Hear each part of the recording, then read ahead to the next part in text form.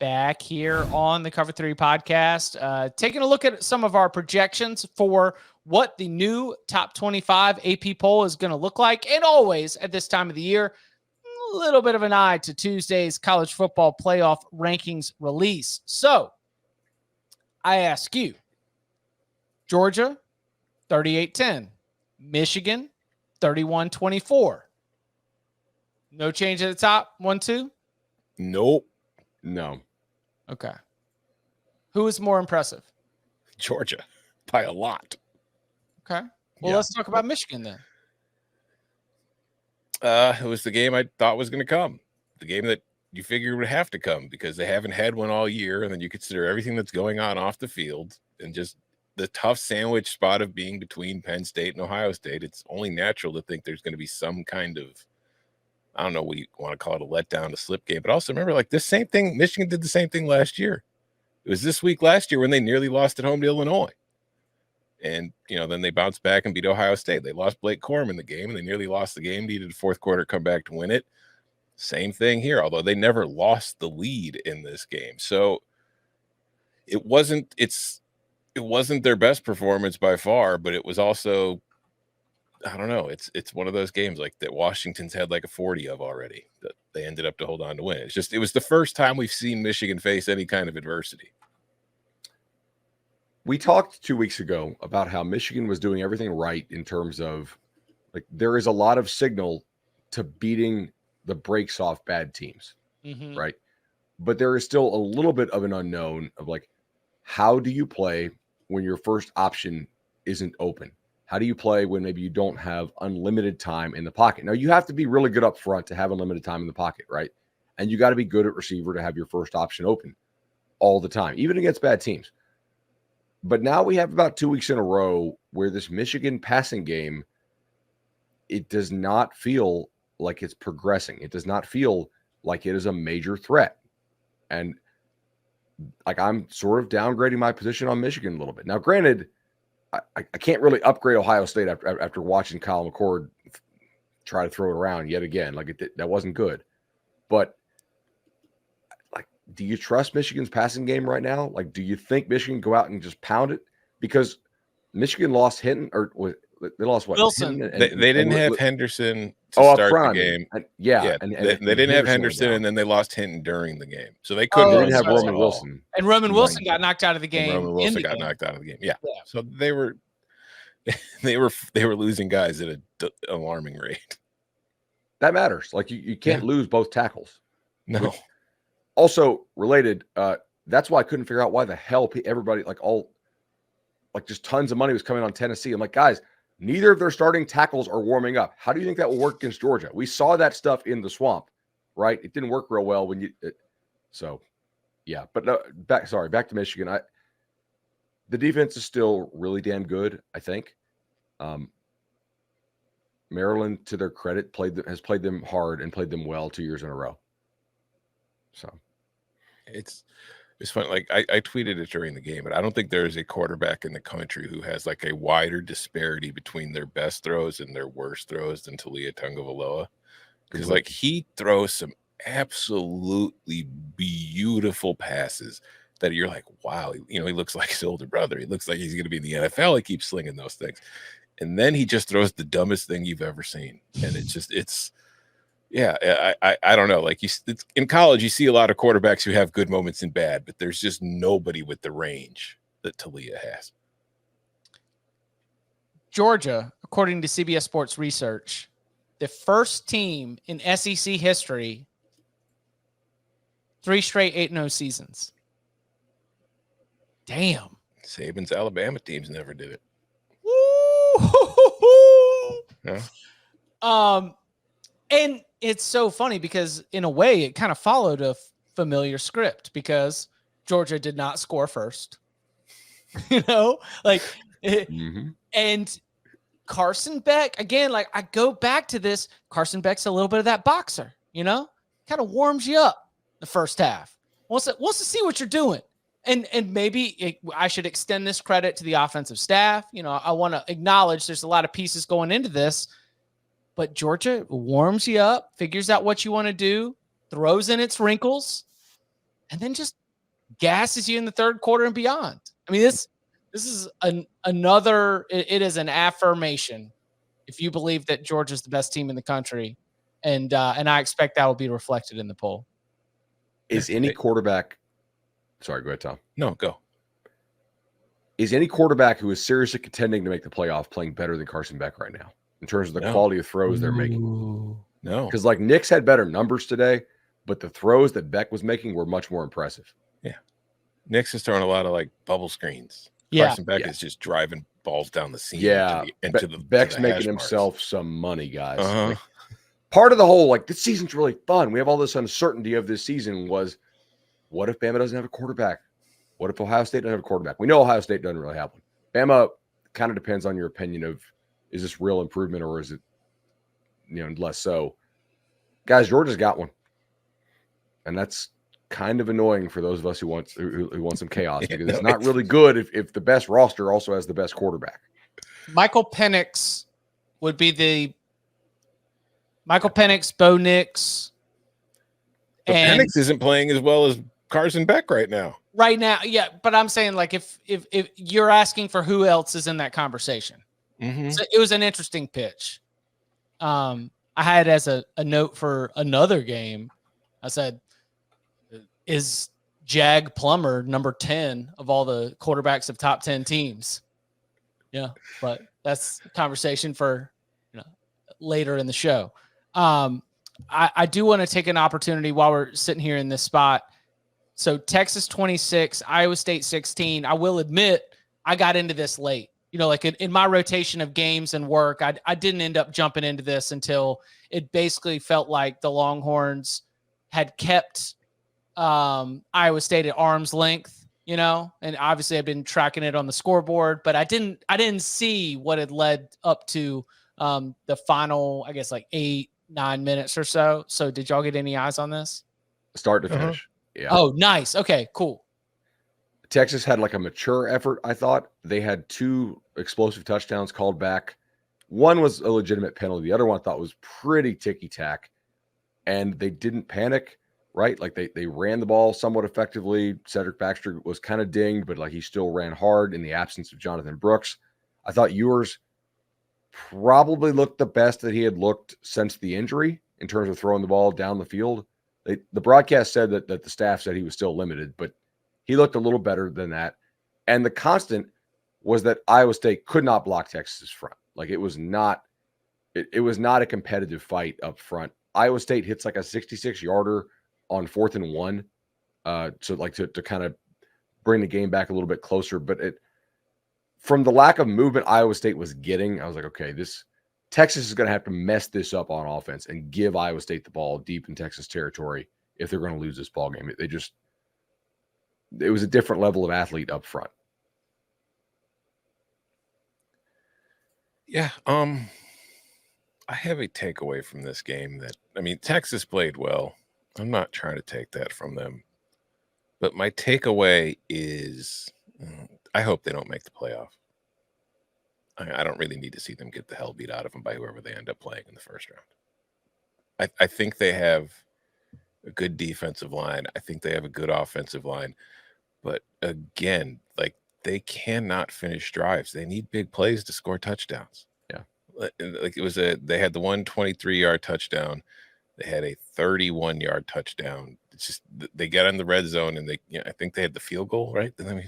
They had one red zone possession and they got a field goal out of it. No, they got a touchdown. My bad. No, wait, no, they didn't score at all. They turned it over. That's right. It was Iowa State. So they had like 3 drives in at like the 25. Yeah. And then it's infuriating watching them, honestly. Like they should be a lot better than they are. They should be better. They are so much more talented than the way that it plays out on a down-to-down basis. And it's so funny because like I think it's better for Steve Sarkisian if they miss the playoffs. I think you're right. Yeah. Also, I need them to tackle somebody on these little swing passes. Like, please, Texas, tackle. Like, if Texas makes the playoff, they need to sign a pledge. Like, we will work on tackling over Christmas break. Like, I need to see that. Please, for the love of God. I feel like unless they played Washington in the first round of the playoff, they would get smoked. And the odds of them getting Washington based on the seeding are pretty low because I don't think they're both going to finish 2 and 3. So it's just, they're going to end up playing Georgia or Michigan. And I just feel like they would get killed by either of them. All right. So shout out to Trey Scott, hook him and all that. Let's check the backness meter because this is a fact. First 10-win regular season since 2009. One thing I've always discussed with Texas and the falling short of expectations is that they haven't actually succeeded to what your mind thinks Texas football should succeed for much of the modern college football history. But here in the 2023 season, first time you've got 10 wins in the regular season since you were the national runner-up. And, Marcel Darius? Was that who got Colt McCoy in the title game? Yeah. Mm-hmm. Okay. I was dusty back there. Look at that. That's a good pull. Ever since Colt McCoy got entered in the national championship game, that's what we're hearkening back to. This is the most successful season, most successful regular season since then. So that is at least a mark of growth. Let's do, while we're sitting here talking about top 25 stuff, 2 questions, same window. At what point were you comfortable with Oklahoma being successful and winning this football game? Did not pay triple zeros. When the clock hit double zeros, and then I still went and checked, and I was like, okay, wait, all right.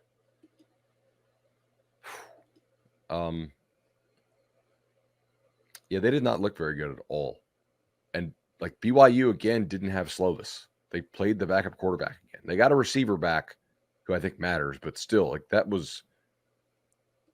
And the backup quarterback had a 100-yard pick 6 to help the Sooners in this effort. Mm-hmm. Yeah, dog. We circle something and we use it as a reason to defend a lock, right? You're just like, hey, Oklahoma's run defense is going to be exploited. And it just becomes a hook that I end up using on the Cover 3 podcast on CBS Sports HQ. It's an easy little tagline. But when it keeps showing up, I can't even plead that you're going to get better at it. Mm-hmm. Or at the end of the season, you're just not good. Mm-hmm. The fits, scheme, personnel, I need more time to diagnose this on an Oklahoma run defense front. But for my purposes, it's a weakness. And not one that I'm expecting is going to change in the next, 1+1 games. They could still make the Big 12 title game, right? But they need a lot. They need Oak State. They need a lot of help. It's probably not going to happen. The Big 12 tiebreakers at this point are just because Texas didn't even clinch yet, right? Texas can still miss the Big 12 title game. Shout out to Will Backus, who took on the task, which I've done before at CBSSports.com. It's the end of the season. You're like, you know what? I'll write the big post that breaks down all of the conference title races. Chip got himself an intern. Tiebreaker. No. Will knows ball. Tom, you and I have talked about this. Yeah, I know. Will knows ball. Shout out to Will, but he's the only team that's winning in is Oklahoma State, right? Yes, because they've got all the head-to-head tiebreakers. They've got it against Oklahoma, Kansas State, and now Iowa State lost, which is the team that beat them. Okay, right? Yeah. Tom, we're still alive, buddy. UNLV pulled it out by the skin of their teeth today too. That was Similar question. At what point on the clock, maybe it was before triple zeros, did you think that Louisville was going to come out of Hard Rock Stadium victorious? Because us gathered here, are all on the winning side of a Latif fight against DK, aka Danny Kane. With K. 38-31 is your final. Louisville punches its ticket. It is officially in the ACC championship game, as we referenced earlier. bananas game. Is there anything worse than completing a Hail Mary on the final play of the game and losing? Yes. Oh, yes. I was going to. No, the answer is yes. It's being 4 yards short. The only thing worse is being 3 yards short, right? It's like you complete the Hail Mary, but your arm can't get it all the way to the end zone. No, it got batted down. At like the 2. Yeah, that's true. But they should have even gotten a chance. No, that was Louisville did not play well in this. No. They should have had a much better look at it than that, because Mario Cristobal should not have blown that timeout when he did. Yeah, before the fourth down. Yeah. So 129 remaining. Miami has 4th and goal, and Louisville comes up with a stop, but they go out there, they get set, they call timeout. That's the timeout you're referencing. The Cards end up coming up with a stop, and then Jacoby George wants a flag for a hold, and he's so mad about it that he pushes his hand up into the face of a defender, gets a flag. So now all of a sudden, instead of handing the Cardinals the ball inside the 5-yard line, now they're outside near the 18 or so. They don't move it that far. It was a real cluster coming down the stretch.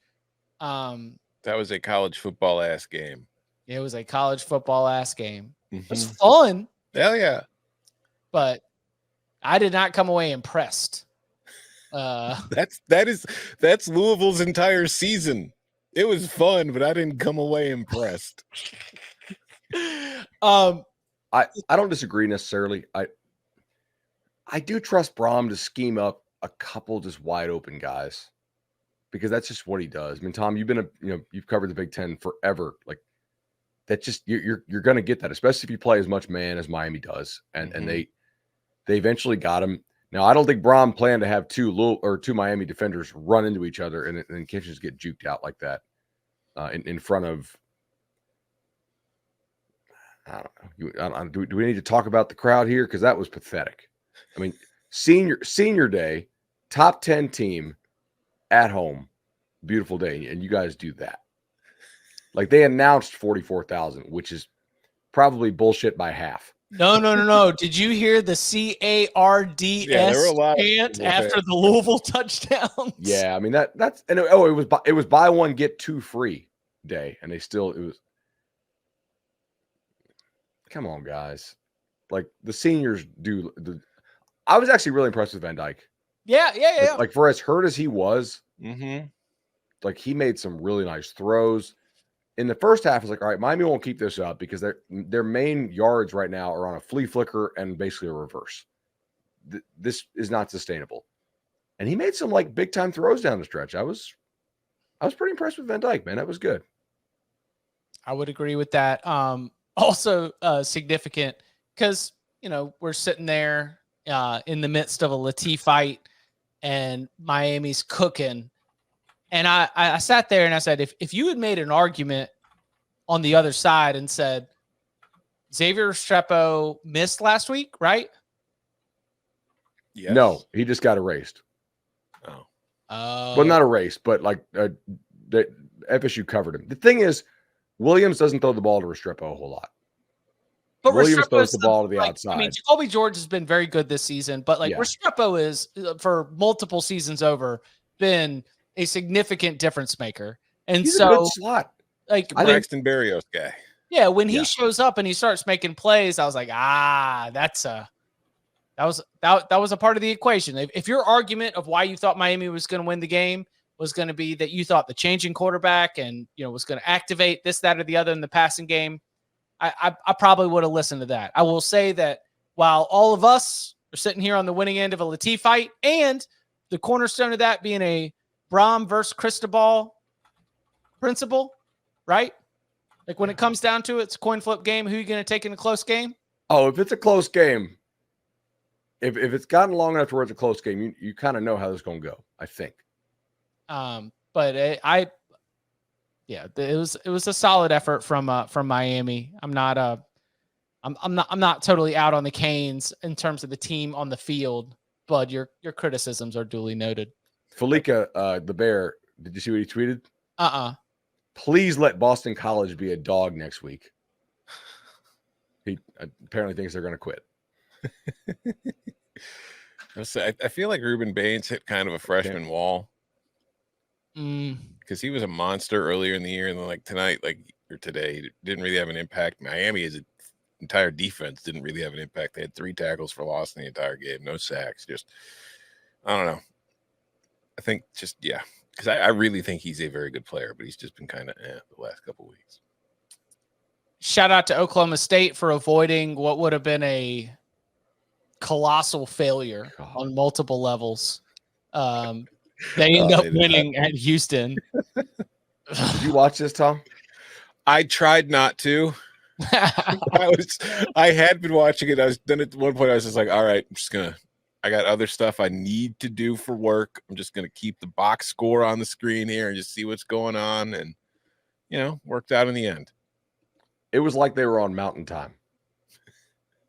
Right. Because they legitimately started 2 hours literally late. Yeah, I was like, Oklahoma State, the game has started, like, please do anything at this point. And they really, like, after like the first 10 minutes of the game, they dominated it.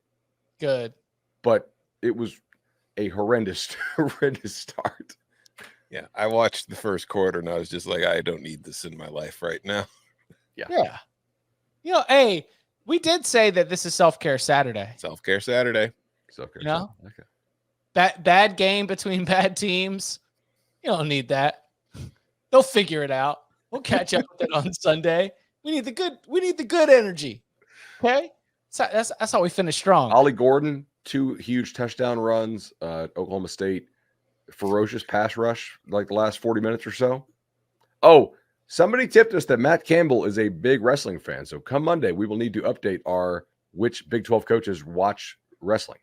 Is Matt Campbell like a big WWE wrestling fan, or is he just like a wrestling fan? I don't know. Like those Mount Union college guys, wrestling? I think they're just into wrestling. I mean, consider your average Iowa State football player. Don't they definitely look like they were a wrestler? That's like a college wrestler, not a confetti shoots out. Dude, like the way Matt Campbell wears his hat, he strikes me as college wrestling fan.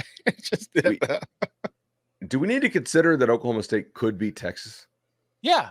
Yeah. Like, Oklahoma State does force you to tackle, and they get the ball out pretty quick, and their defense is like not amazing, but it's not horrendous. It's the not amazing part that makes me stop shy of being like, oh, put them on upset alert. But yeah. Absolutely.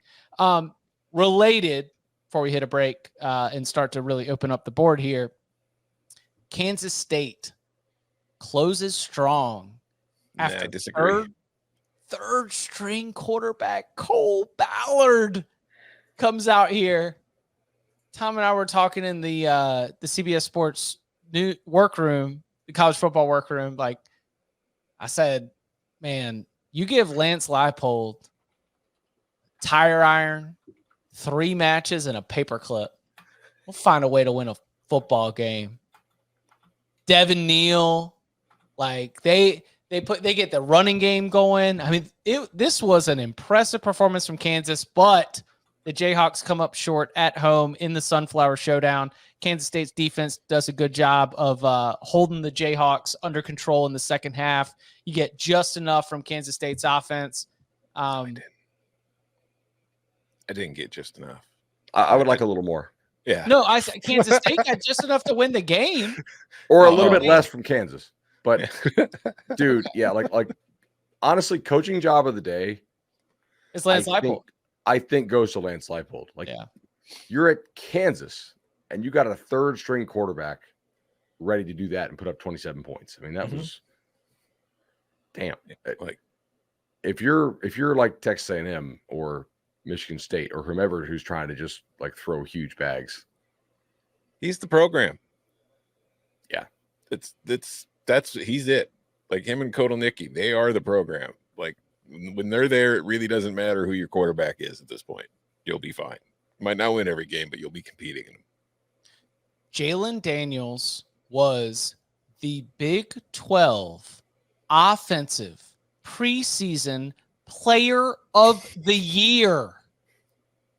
Jalen Daniels beat out in the preseason voting Quinn Ewers, Will Howard, Dylan Gabriel, and Jalen Daniels has played in 3 games. Kansas, of course, I am projecting that they will fall out after the loss, but they're 7-3. 7-4 now. 7-4 now.